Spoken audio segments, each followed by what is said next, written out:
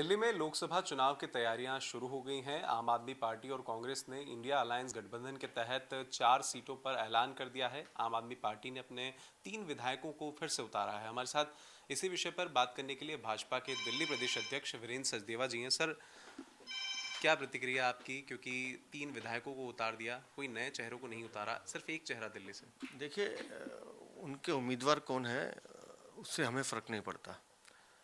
मूलतः आम आदमी का पार्टी का भ्रष्टाचार, शराब घोटाले में इनकी चोरी, जल बोर्ड घोटाले का भ्रष्टाचार, ऐसे कई भ्रष्टाचार के आरोप हैं जो इन सभी विधायकों पे, इनके मुख्यमंत्री पे चस्पा है।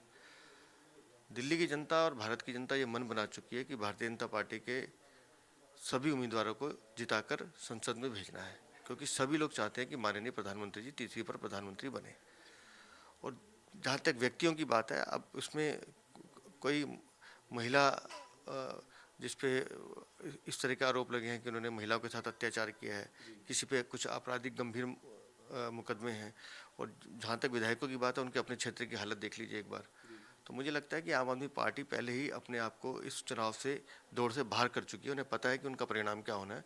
तो इस गठबंधन का दिल्ली में हश्र क्या होने वाला है, वो आपके आने वाले दिनों में दिखेगा। सर, पिछली बार सातों की सातों लोकसभा सीटें भाजपा ने जीती। इस बार कितनी सीटें आप उम्मीद कर रहे हैं और कितने मत प्रतिशत से? मुझे दिल्ली की जनता पर पूरा भरोसा है, अपने कार्यकर्ताओं की मेहनत पर पूरा भरोसा है। हम लोग 60% से ज़्यादा मत लेंगे और दिल्ली की सातों सीटें जीतेंगे। आखिरी सवाल सर, 8वां समन भेजा जा चुका है अरविंद केजरीवाल को, अब तक वो पेश नहीं हुए हैं। क्या लग रहा है आपको, क्या वो चाहते हैं? दुर्भाग्यपूर्ण है कि एक संवैधानिक पद पर बैठा हुआ आदमी कानून का पालन नहीं कर रहा, और जांच एजेंसी से जिस तरह से भाग रहे हैं, वो सीधा सीधा दिखाता है कि उनको भी मालूम है कि उन्होंने कहीं ना कहीं घोटाले किए हैं, जिससे वो बचना चाहते हैं। लेकिन आपराधिक प्रवृत्ति के लोग इस तरह की हरकतें करते हैं, और उनका एक्ट बता रहा है कि उनको इस बात की गिल्टी है। तो मुझे लगता है जांच एजेंसी से बचने का कोई रास्ता है नहीं, देर से फिर उनको जाना ही पड़ेगा। जितनी जल्दी हो जाए उतना अच्छा है।